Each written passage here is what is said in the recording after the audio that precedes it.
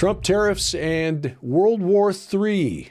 It's 5 and 10 from Skywatch TV. 5 things you need to know in about 10 minutes for Friday, April 4th, 2025. I'm Derek Gilbert. It's our Friday 5, the 5 big stories of the week. And as you can tell, once again, we're here in the home as we are experiencing heavy rain here in the Ozarks. That leads to story number 5 today. Here comes the rain again. The Midwest and Mid-South getting pounded again by more storms that are bringing high winds, heavy rains, and possibly tornadoes. This is what some are calling a potentially catastrophic and historic flash flood event.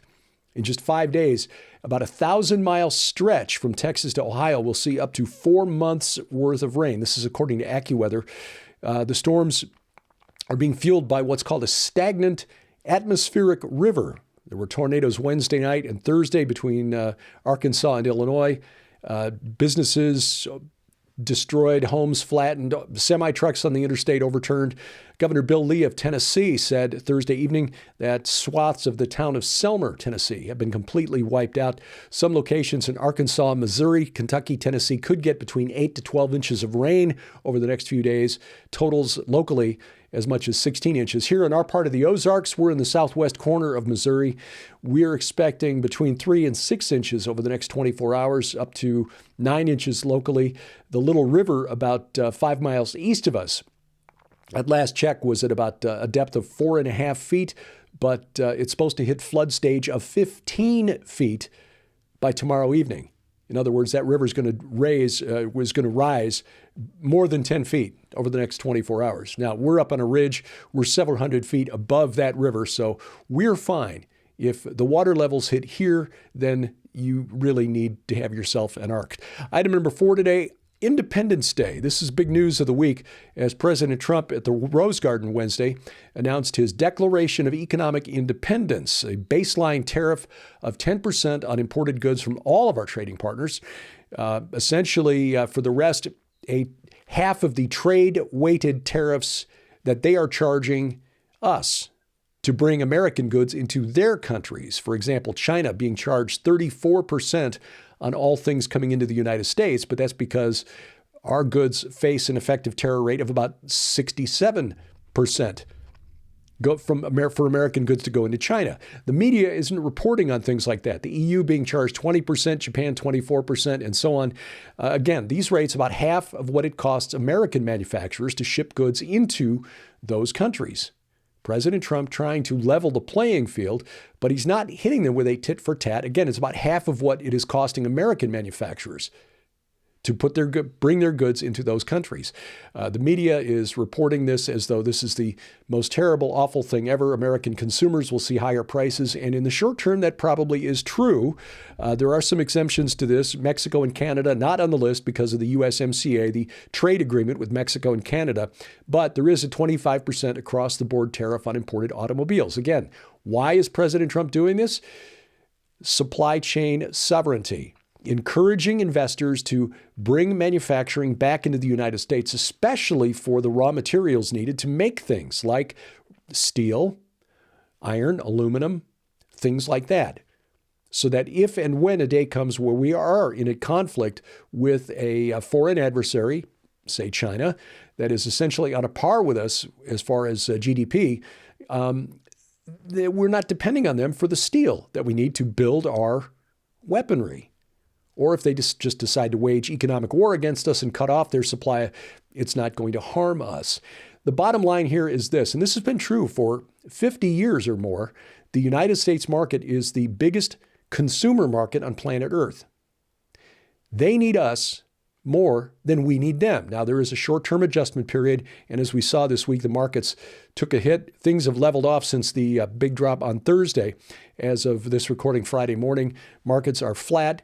Of course, significantly down from where they were on Wednesday, but investors don't like change. So if you are investing in the market, now would be a time to start looking for some bargains. Item number 3 today, World War III, the big reveal this week. If you've not been watching this program for the last few years, and if not, why haven't you?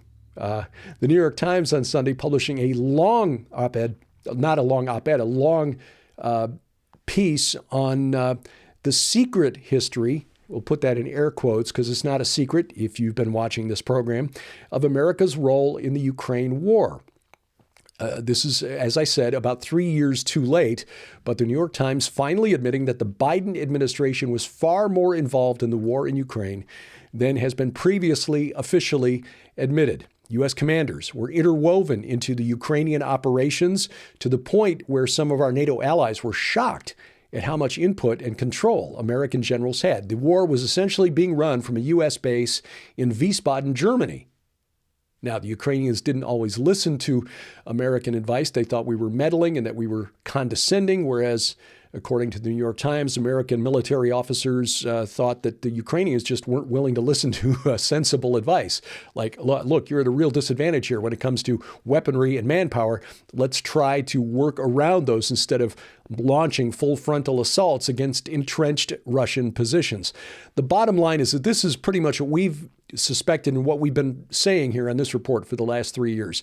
The Russians have been saying that the United States and NATO have been directly involved in the war for the last 3 years. But the legacy media here in the U.S. and in the West has dismissed those reports and anyone who's agreed with them as being Putin's puppets. And you can't trust Putin because he's a murderous thug, a dictator. Well, again, as I said the other day, we may be at a point now with the New York Times, a semi-official communications instrument of the deep state here in the United States, admitting that we've been actively involved in World War III with Russia. Maybe now's the time to step back and say, maybe we should be thankful that Putin has been so patient. Item number 2 today, Bodyoids. This disturbing story this week, what used to be science fiction, is now being advocated by some of our highest, most prestigious educational institutions. MIT's Technology Review ran an op-ed piece this week arguing that ethically sourced spare human bodies could be used for medical testing and as a source of organ transplants. Seriously. They want to grow in artificial wombs spare human bodies to run medical tests on. Because, testing on animals, well, that's only valid to a point. We don't know exactly how this drug we're testing in mice or lab rats will actually perform in humans. And sometimes human trials can be dangerous. So let's just grow these spare human bodies in these tanks over here, and then we'll test the drugs on them. This is horrific. This is horrific. And then growing bodies for organ transplants. As I said earlier this week, this was the science fiction plot behind such movies as The Island, Ewan McGregor, Scarlett Johansson. You might remember that movie. That was back in 2005. But even going back to a really schlock movie from 1979, the Clonus horror. Again, this was portrayed as a bad thing in those older science fiction films, but now MIT and other bioethicists are arguing that, look, they're not really human. They're just spare bodies. This is coming, but we as Christians need to stand against this because all of us, regardless of limitations to our cognition, our physical abilities, we are created as God's image bearers on earth. And to do this, to literally farm humans for spare organs, is horrific. It is an abomination. Coming up, Ukraine's President Volodymyr Zelensky goes platinum, and we'll tell you about a free conference featuring Carl Gallup's L.A. Marzulli and the Skywatch TV team next weekend here in the Ozarks. You can attend it for free. Details coming up on 5 and 10. You can support the ministry of Skywatch TV and our continued efforts to share the gospel of Jesus Christ throughout the 4 corners of the world and receive your very own copy of this urgent new work when you order They Lied to You About the Rapture special offer. Not only does this incredible opportunity include Bishop Alan DiDio's new book, They Lied to You About the Rapture, How to Prepare for What's Coming, but it also includes the best-selling book, Antichrist and the Final Solution, the chronology of the future finally unveiled by the late Dr. Thomas Horn and Terry James. This incredible book details the rise of the Antichrist along with key biblical events, including the signing of a peace treaty with Israel, the construction of a third temple, and the unfolding of the seals, trumpets, and bowls from Revelation. This masterpiece also unveils the final solution, involving the return of the Nephilim giants, the battle of Armageddon, the truth about heaven, hell, and your destiny in the coming days. But that's not all. You'll also receive Terry James' best-selling book, Nearing Midnight, as it was in the days of Lot, that pinpoints all the biblical signs leading to the true countdown to humanity's end, and the blessed hope of Christ's imminent return. Sold separately, these items hold a retail value of $60. Yours now for your donation of only $45, which includes free shipping to all U.S. orders. You can scan the QR code on your screen using the camera app on your phone for instant access to this special opportunity. You can also visit us at skywatchtvstore.com or call 1-844-750-4985 and ask for They Lied to You About the Rapture special offer now. Item number one today, Little Z goes platinum.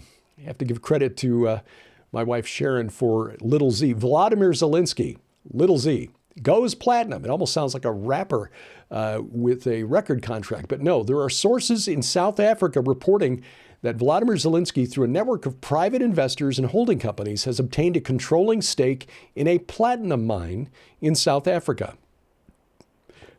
51% stake in Northam Platinum. This is a top South African mining company. The deal worth about 27 billion rands. That's about $1.4 billion US. One of the largest mining acquisitions in South Africa in recent years. Again, sources close to the transaction say that Zelensky is the lead investor in this, in the 51% controlling stake in the platinum mining company. Details of the purchase largely undisclosed. It's not being reported here in the West. It doesn't fit the narrative, because the question that all of us are asking here is, where did Zelensky put together, and how did he put together a consortium where he would be the lead investor on a $1.4 billion deal to buy a platinum mine? Where did he get that money? I suspect a large portion of it came from United States taxpayers. Just guessing. But yeah, he's visiting South Africa next Thursday, April 10th, and we will watch to see what happens then. The Aliens, AI, and the Antichrist conference coming up next weekend here in the Ozarks, and you can attend for free.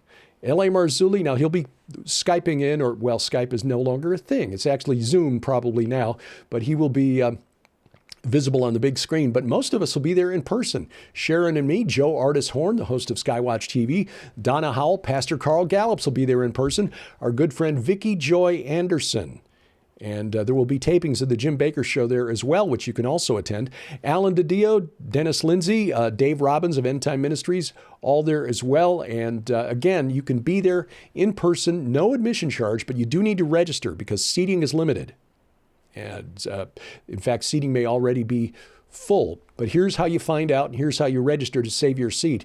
Go to readynowexpo.com, readynowexpo.com. You can scan the QR code on your screen. That'll take you to the website there and find out if there's still seating available. If not, you can stream video for just $25, only $25 for the Aliens, AI, and the Antichrist conference. Very timely information, given the fact that aliens have gone mainstream here in recent years. Sharon and I will be talking about that and our new book, The Gates of Hell, as well. So if you want more information and to reserve your seat, go to readynowexpo.com. Alan DiDio, one of the guests at that conference, is our guest this week on Skywatch TV as we talk about his new book, They Lied to You About the Rapture. Compelling and very engaging. Don't miss the program. You can watch it on our broadcast. Our over-the-air broadcast schedule is posted at skywatchtv.com/channels. You can watch it on your schedule, actually, on your big screen by adding the Skywatch TV channel to Roku, Apple TV, or Amazon Fire TV.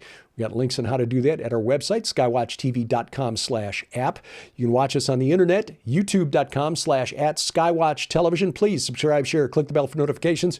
Hit that like button. And at rumble.com/skywatchtv.